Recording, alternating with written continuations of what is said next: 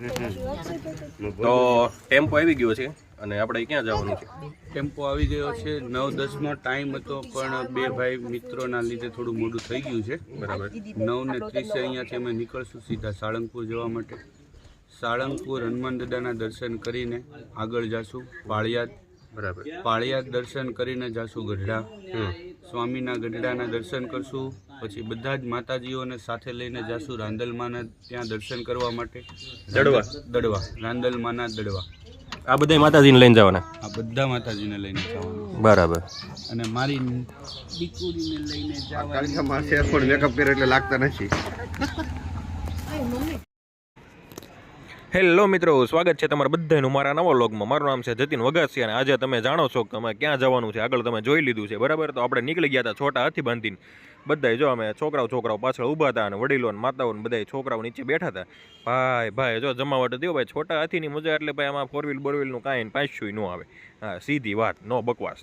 જો મસ્તીનો પવન આવતો હતો ને આગળ બધા બેઠા હતા ને આપણે સાળંગપુર પહોંચવા આવ્યા એ પહેલાં એક હોલ્ટ લઈ લીધો, બરાબર. ચા પાણી નાસ્તો ને એવું બધું. અને જો ભાઈ સાળંગપુર પહોંચ્યા એટલે અંદર આવ્યા એટલે આમ જો આ જેટલી લાઈન આગળ હતી એટલી જ લાઈન પાછળ હતી ફોર વ્હીલની, બરાબર. અને વચ્ચે ભાઈ અમારો એકલો ટેમ્પો ભાઈ. હાય ભાઈ, જમાવટ હતી ભાઈ.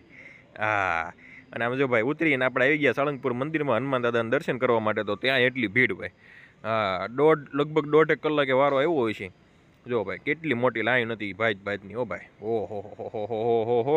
અને પછી તો ત્યાંથી અંદરથી બોલાવવામાં આવ્યા કે બીજો એક દ્વાર ખોલ્યો છે, બરાબર. તો આમ જો બધાય ભક્તો મળ્યા દોડવા. હો હા, અને ત્યાં જઈને ભાઈ શાંતિ નહીં. ત્યાં જઈને ધક્કા મૂકીને જય શ્રી રામ ને જય હનુમાન દાદા ને ભાઈ જમાવટ હતી. હો ભાઈ, જોઈ લો આમ જો બધા દોડે. વાહ ભાઈ વાહ. આ બધાય ક્યાંથી આવ્યા છે સાળંગપુર દાદાના દર્શન કરવા, કષ્ટભંજન દેવ દાદાના દર્શન કરવા. અને ભાઈ પછી કહેવાય ને ભાઈ જેવી જગ્યા એવી વાત.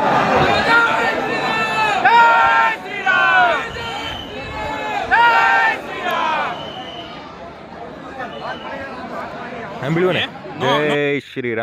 જય શ્રી રામના નારા સાથે આપણે પહોંચી ગયા હતા ભાઈ ફાઇનલી. 1.5 કલાકના સંઘર્ષ બાદ હનુમાન દાદાના દર્શન કરવા માટે. જો મસ્તીના દર્શન થઈ ગયા. પછી આપણે આવી ગયા સામે BAPS સ્વામિનારાયણ સંસ્થાનું મંદિર છે, ત્યાં જમવા માટે, બરાબર. ત્યાં પ્રસાદ લીધો થોડો અને ફ્રેશ થયા અને થોડીક વાર બેઠા. અને પછી આવી ગયા ભાઈ આપણે પ્રમુખ સ્વામી મહારાજની જે સમાધિ લીધી હતી એ સમાધિ મંદિરમાં ગયા. અને પછી બોચાસણવાસી શ્રી અક્ષર પુરુષોત્તમ મહારાજ BAPS, બરાબર, એ મંદિરના આપણે દર્શન કર્યા. અંદર ઘનશ્યામ મહારાજના, સ્વામિનારાયણ ભગવાનના, પ્રમુખ સ્વામી મહારાજના, મહંત સ્વામી મહારાજના બધાના આપણે મૂર્તિના દર્શન કર્યા, બરાબર. અને પછી આપણે પાછા રિટર્ન નીકળી ગયા. ક્યાં જવા માટે?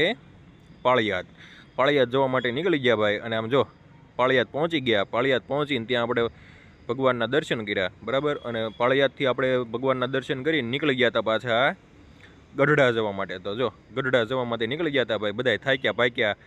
અને મેન થાક તો આપણે આ સાળંગપુર કષ્ટભંજન દાદાના મંદિરનો લાગ્યો હતો ભાઈ. હા, ફૂલ થાક લાગ્યો હતો, કેમ કે લગભગ 1.5 કલાક આપણે લાઈનમાં ઊભા રહ્યા હતા, બરાબર. ફાઇનલી પહોંચી ગયા હતા ભાઈ ગઢડા મંદિરે. અને હું વાત કરું ભાઈ ગઢડા મંદિરની, ઓહો જુઓ તમે ખાલી કેવો નજારો છે ભાઈ.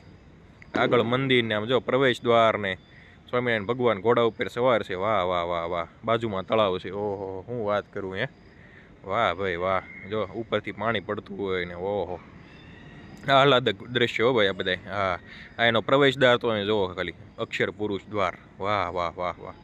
હું એની કલાકારી છે ભાઈ દ્વારમાં. વાહ.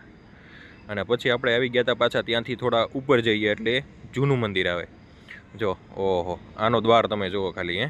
વાહ ભાઈ વાહ, મન ફ્રેશ થઈ જાય. અને પછી આપણે નીકળી ગયા હતા ભાઈ પીપળિયા રિટર્ન જવા માટે. હાલો મળીએ નવા વ્લોગમાં. બાય.